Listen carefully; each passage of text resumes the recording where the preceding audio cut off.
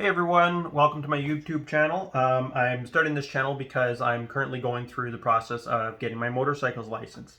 And when I went online looking on YouTube about how to get your motorcycle license, most of the stuff is people that have their motorcycle license and just telling everyone what you have to do to get your motorcycle's license. So what I wanted to do is actually document me going through and getting my motorcycle license here in Ontario.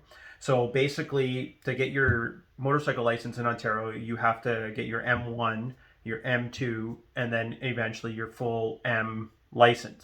It's a graduated licensing. So the first thing I did was I actually went online, researched, okay, how do you get your motorcycle license? I'll link the description down in the description below, the link to the actual pamphlet for your motorcycle course, basically.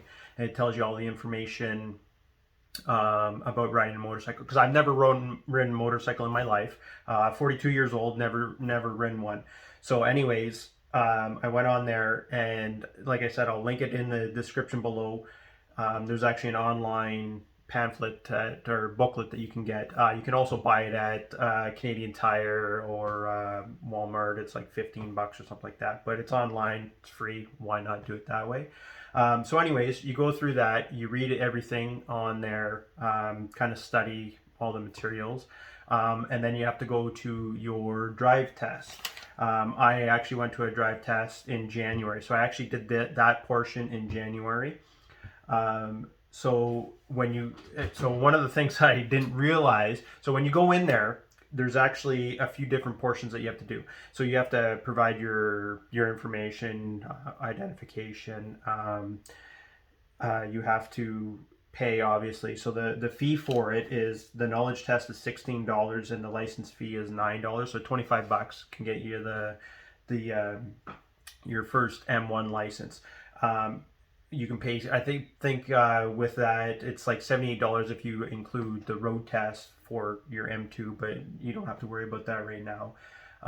So you go in, you give them your identification, you pay your $25, and then what you have to do is you have to do an eye test. It's not a hard eye test. You put your head into a thing and then tell them which side the lights are on. It's not really a big deal. I don't have the best eyesight. I don't need glasses just for far things, but it's not terrible. It's pretty easy. And then you have to write actually 3 tests on the computer. I thought you only had to do 2, and in all the information I was given, you only have to do 2, and that's your motorcycle one, which you get from the booklet that you'd be reading. The second one is just road signs. It's pretty self-explanatory. If you've ever driven and stuff like that, it's not hard. You should know what all the signs are. Same with the motorcycle one. I've never, like I said, I've never ridden one.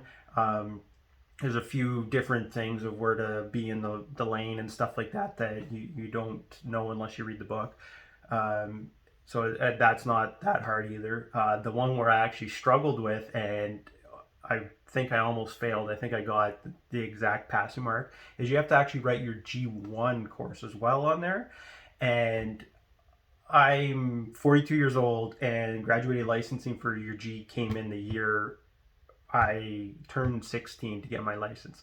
So I haven't done that. I didn't look at it, and it's a little bit different than what your M1 is for any restrictions that you would have for your G1 license opposed to your M1 license. So that one was actually really hard. So if you're a younger rider and you've already gone through, you probably remember that. But if you're an old guy like me that hasn't done that in 22 years or 24 years or whatever the hell it is right now, I'm not going to do the math. You might want to brush up on that, because it's surprisingly hard when you don't know some of the restrictions on the G1 license. So anyways, so there you have it. So for your M1, you go in, you do those 3 tests. If you pass all 3, I think you need 6. It's out of 20, so you need 16 out of 20 to pass the test. One was out of 24, and I think you needed 19 or something like that. I think that was the signage one was out of 24. But anyways, so you go do those. If you pass all that, then you get your actual M1 license and you're allowed to ride a motorcycle. There are the restrictions for that, which I'll tell you one second. So for your M1, the restrictions that you have is you have to maintain a 0 blood alcohol, which is the same for the M1 and M2. And pretty much when you're driving, I think it's 0.08 now in Ontario for blood alcohol level, which is pretty low. Guy my size, one beer, and I could probably blow over. Maybe two. Might two light beers maybe. But anyways, you can only ride during daylight hours, a half hour before sunrise to a half hour after sunset. Wear an approved helmet, which is for anything. You have to wear an approved helmet. And you can't drive on roads with speed limits higher over 80. And then there's a bunch of highways, Highway 11, 17, that are an exception where you can actually drive on those. So it's basically Series 400 highways here in Ontario, and you can't carry any passengers. Which, if you're a new rider, you probably don't want a passenger because it's more difficult. From what I hear, I don't know. Again, I just got my license, and I've never ridden a motorcycle now, but technically I can. So yeah, so those are the restrictions that you have on your M1. And then once you get your M1 license, you have to wait at least 60 days before you can do your road test to get your M2 license. And if you go past 90 days, you got to start the process all over again. So what I did is I went in the second half, I think it was January 22nd or something like that. I went in and actually did my test because I actually signed up to do a motorcycle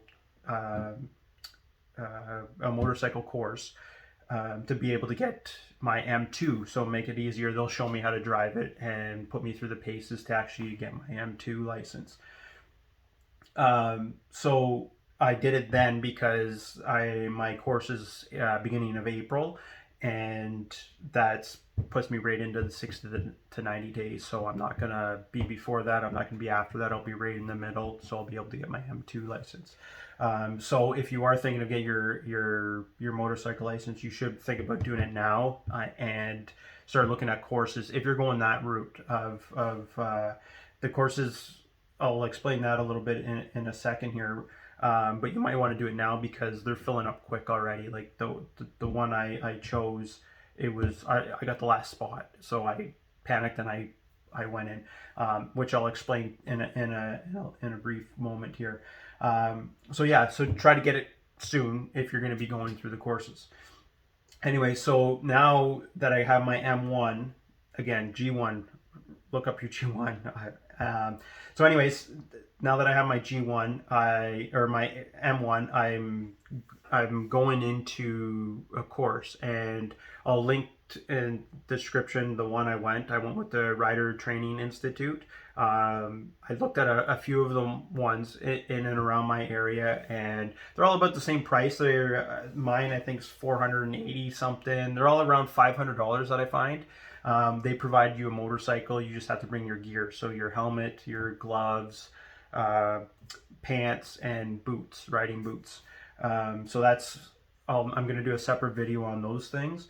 But anyways, the one I went with, like I said, is the Rider Training Institute. And when I was looking into all this stuff, it was back in January, and there was one closer to me. I kind of looked at it, hemmed and hawed, and then I found another one, read some reviews. I don't know. I haven't been to any of these, so I have no idea. Rider Training Institute seems to be all across the province, where some of the other ones were more localized. Not that that means anything. That it could be a good thing, it could be a bad thing. I don't know. But when I went in looking at the Rider Training Institute, the first week of April which is their first course, there was only one spot left. So I panicked and jumped on it and got into that course. So that's how I picked it. It was a panic buy or a last minute buy. So that's what I'm doing, and all the courses, they seem to be about the same. What they do is you have an online portion, which is actually in room classroom normally, and it's about 3 hours that you spend in an evening, usually on the Wednesday or the Thursday before the weekend, and you do classroom work. I have no idea what you're doing in it. Because of COVID this year, it's going to be online for me, so I'll have to log in like a Zoom call and do whatever.